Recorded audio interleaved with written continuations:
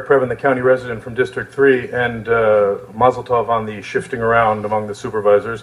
And I think the polling is looking good for Mr. Ridley Thomas's son in District 54, so we'll keep our fingers crossed. I was just talking with Richard Bruckner about that.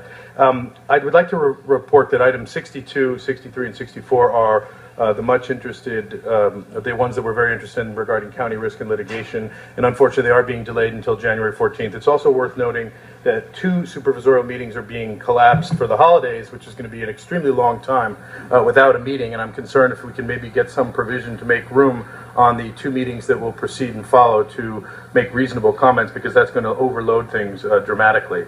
Item number 32 has been continued appropriately. It's an opportunity to provide a 22-year lease extension. It's actually an award to American Golf Corporation of Glendale, which is a subsidiary of the big one. And this needs to be scrutinized carefully. They won among 7 proposals, but those who asked to see the how the proposals worked out and the scoring sheets were told only after the deal is done. And the deal has a unique provision that Cratley and the team at County Council clearly approved, which I think is a big red flag, which says that effectively this contract, like most county contracts, will not be open to termination for convenience, which of course is a great plus for the team at American Golf, because then they comply and they can keep it for 22 years, frankly. I've also spoken with the Army Corps of Engineers, who apparently have some relationship with the county on this land. Item number 33 will raise an issue that I think we've all been talking about, which is job order contracting. This is Parks and Rec with 2 $4.3 million jocks. And those have really captured my fascination, because they're, we're seeing that the composite bids, both in Public Works and other divisions that use job order contracts, are dropping below 50 cents.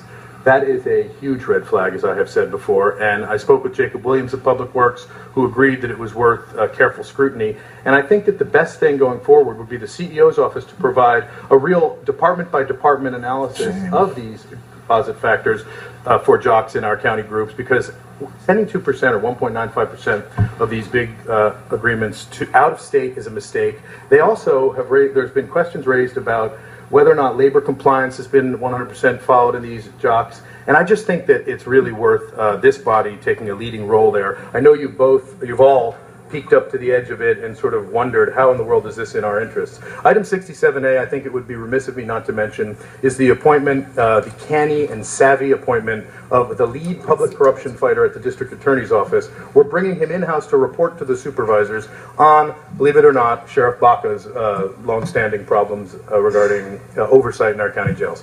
I think it's very savvy. I think it's a great idea. I think migrating in a series of DAs who would otherwise be prosecuting the assessor and others. Thank you, Mr. Sachs. Is a great strategy. But may I finish, sir? Because this is such a big Mr. Sachs.